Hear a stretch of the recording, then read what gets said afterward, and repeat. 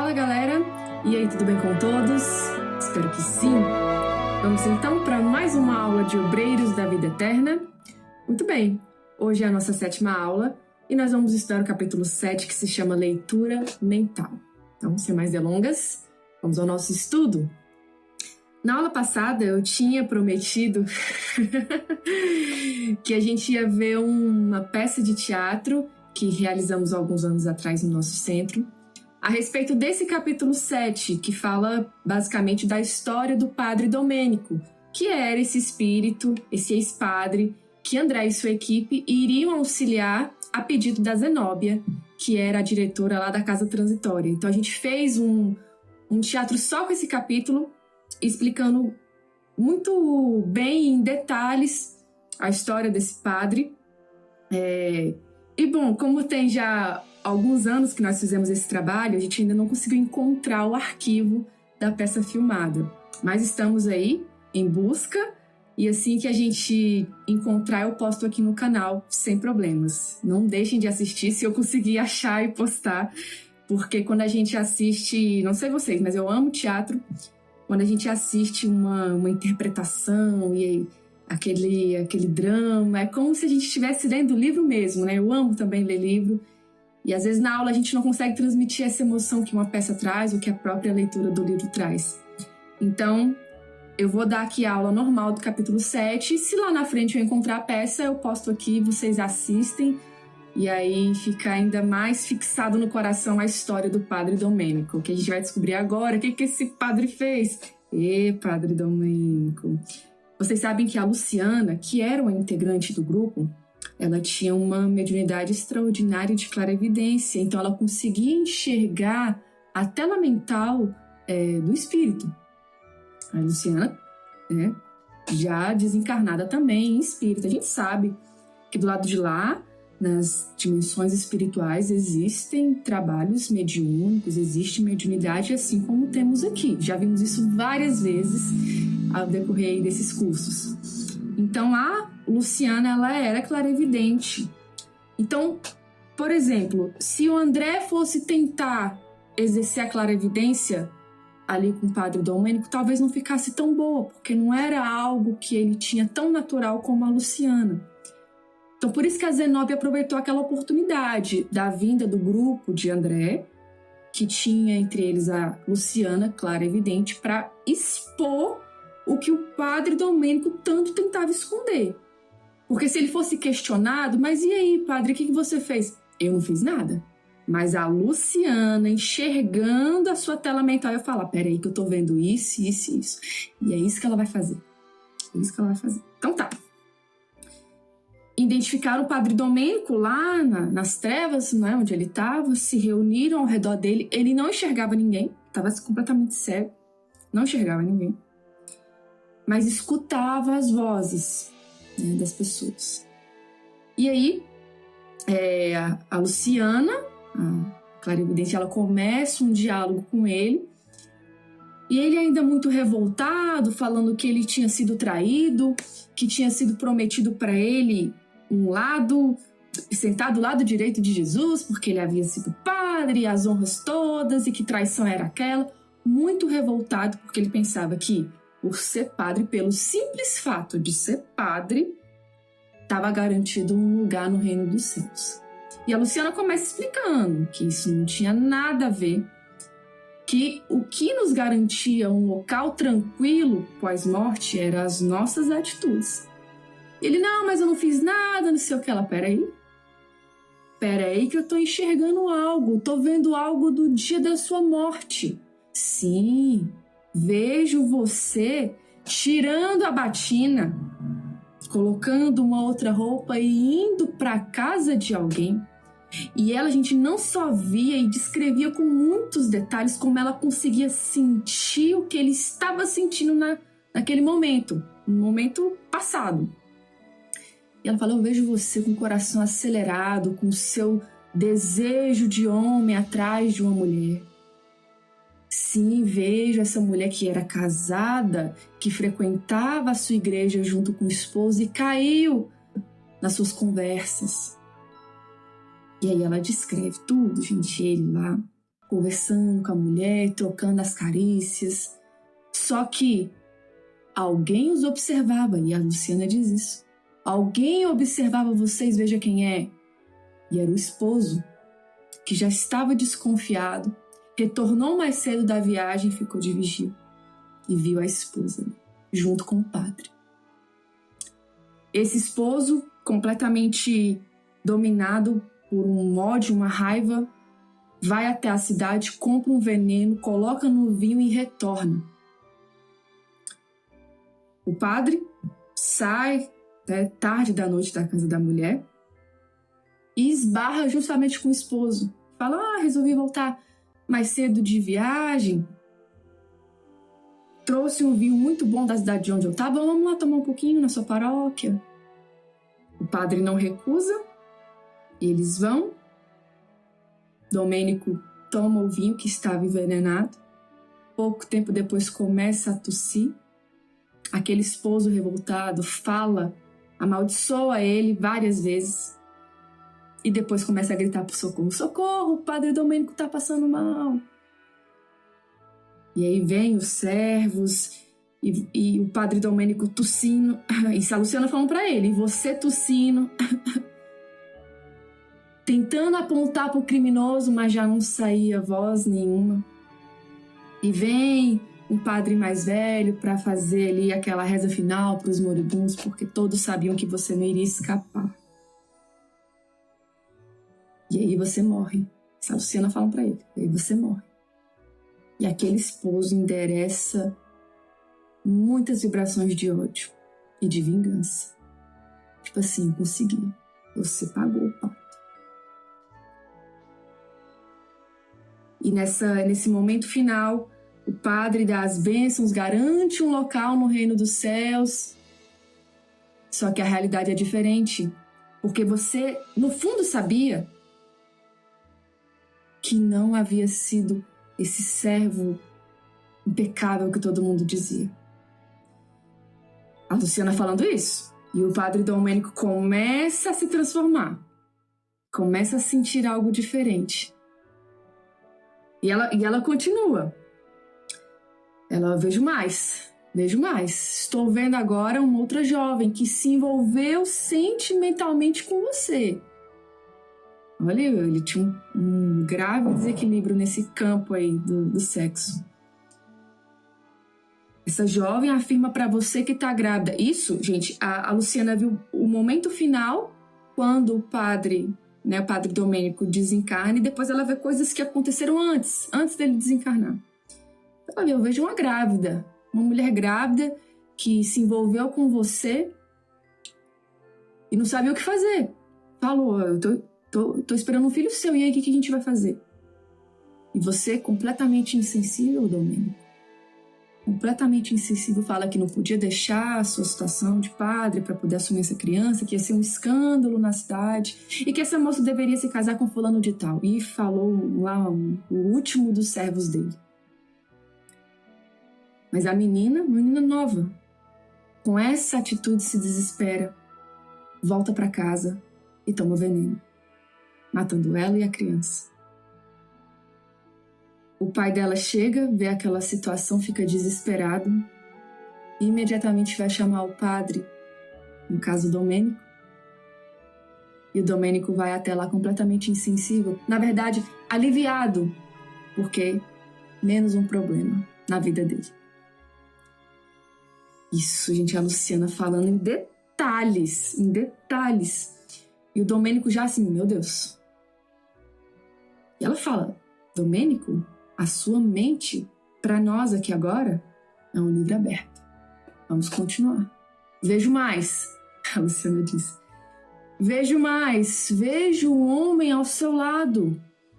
Os momentos finais se parecem muito com você. Sim, é seu pai. É o seu pai. Que, além de ter sido... ter tido você como filho, teve outros filhinhos fora do casamento, e ele queria que você, porque o seu pai sabia que ia morrer, ele queria que você, Domênico, auxiliasse essas crianças para que elas não passassem fome. Então ele faz o testamento. pedindo, ó, esse aqui vai para aquela família tal, que eles são meus filhos. Você, na beira da cama do seu pai, promete que vai auxiliar aquelas crianças para elas não passarem fome, porque eram crianças humildes. O seu pai morre, o corpo nem esfria e você rasga o testamento, vende as coisas da casa do seu pai e pega o dinheiro para si. Aquelas crianças, ninguém sabe o que aconteceu com elas. Vejo mais, Luciana continua, vejo mais. Vejo um padre que morreu endereçando a você vibrações de ódio também.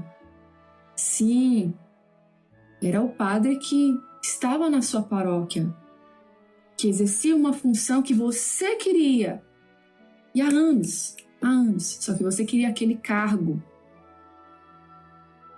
Como você era mais novo, mais enérgico, conseguiu assumir a função dele, pegar a paróquia para si.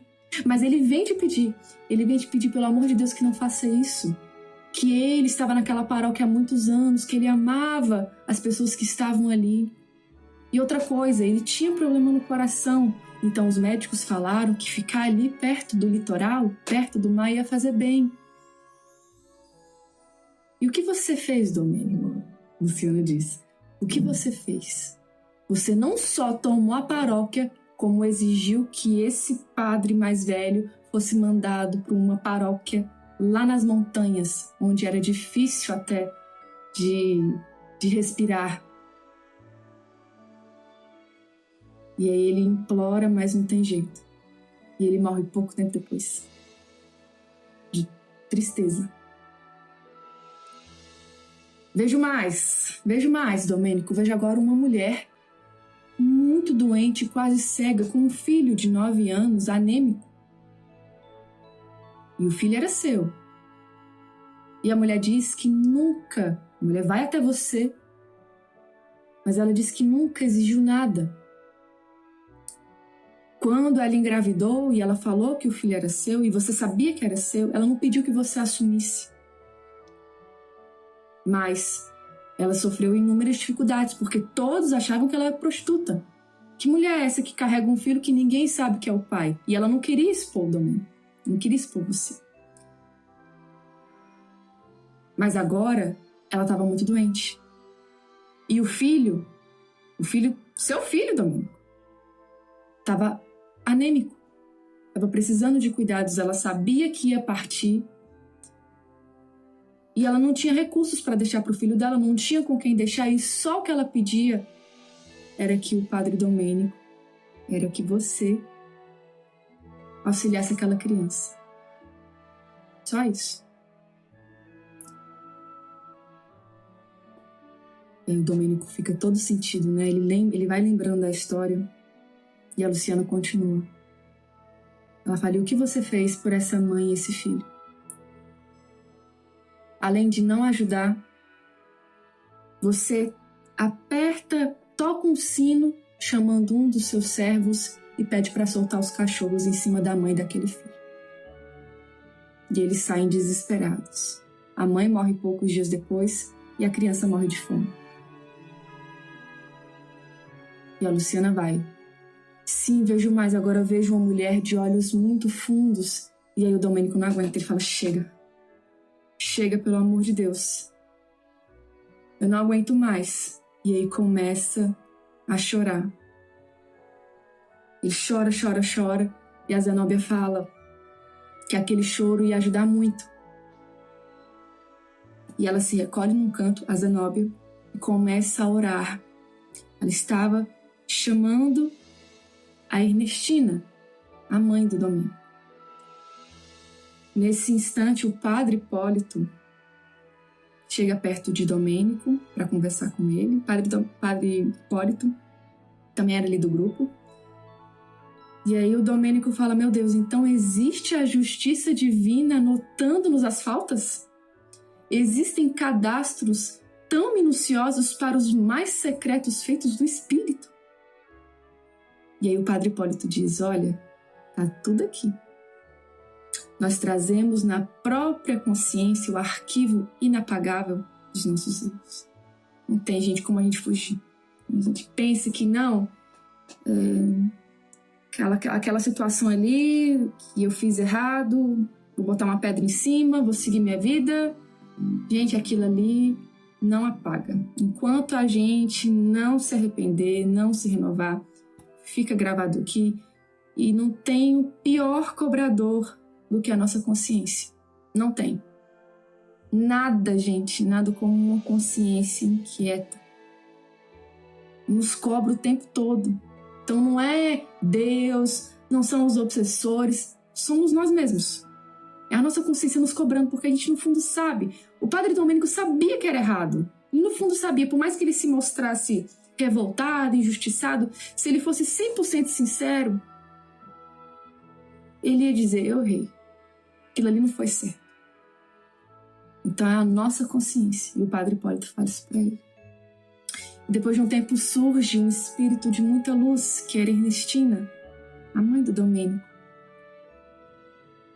E André fala, fosse pela renovação profunda daquela hora que modificara o padrão vibratório, ou fosse porque forças invisíveis de ordem superior manipulavam as energias conjuntas em benefício do Domênico, que era cego, que não enxergava nenhum de nós, ele conseguiu enxergar a mãe. E quando ele enxerga a mãe, ele solta um grito muito comovente. E ele fala, mãe, minha mãe, e abraça ela.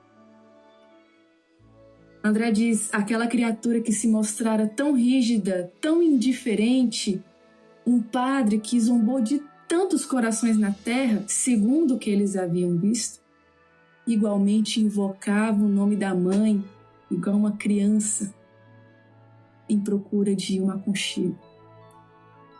Ele abriu os braços ansiosos, abraçou a mãe Zenóbia, ficou ali auxiliando ele, colocando ele ali pertinho da mãe. E a Ernestina apertou ele bem forte junto ao seu peito. E ele falava, mãe, me perdoa. Me perdoa. E ela fala, né? E era uma senhorinha bem simpática. Ela diz, meu filho, qual de nós não terá sido defrontado pela tormenta da ignorância? Todos nós temos os nossos espinhos, temos o nosso passado. Se você foi criminoso ou não, eu não sei. O que eu sei é que eu sentia tanta sua falta. O que eu sei é que eu queria tanto te abraçar. E aí ele fala, mãe, não me abandona. Não me abandona nunca. Aí ela, meu filho, eu nunca te abandonei. E eu nem vou te abandonar, mas eu peço que você não abandone o Cristo. Porque sem ele, nós não somos nada. E aí eles fazem uma oração juntos, uma oração que ele gostava de fazer quando criança. E aí, para surpresa de todos, ele pergunta sobre Zenóbia. Ele, minha mãe Zenóbia, será que ela se esqueceu de mim? Será que ela não está vendo tanto que eu estou sofrendo? Ah, se os nossos destinos tivessem sido diferentes. Se ela tivesse casado comigo conforme nós havíamos combinado, eu tenho certeza que eu não teria caído. Que eu ia ser um esposo fiel, ia criar os nossos filhos com muita dignidade. Mas não, ela se casou com outro homem. E isso me enlouqueceu completamente. E eu desviei a minha vida a partir daí. Olha só. Então, Zenóbia tinha realmente crescido junto com Domênico. E na juventude haviam feito promessas um para o outro que iriam casar. Mas a Zenóbia foi constrangida pelas circunstâncias a se casar com um viúvo, que tinha vários filhinhos que precisavam de uma mãe. E a gente sabe que naquela época a mulher não tinha muita voz ativa. E com certeza ela queria ter se casado com Domênico, mas foi compelida pelas circunstâncias a desposar esse viúvo. E o Domênico, quando isso aconteceu, quando ele perdeu a mulher da sua vida, ele pensou que se tornasse padre ia aliviar um pouco a situação, mas só piorou, né? Como a gente já viu. E aí a dona Ernestina fala que a Zenóbia não teve culpa. Ela teve que lidar com aquela situação, mas que o Domênico, sim. Ele foi, né? Ele cometeu aqueles erros porque ele quis. Ninguém o obrigou. A Zenóbia foi diferente. Então, quem era a vítima realmente ali? Quem era a vítima? E ele reflete e fala a verdade. Eu sinto muita falta dela. E a Zenóbia começa a chorar.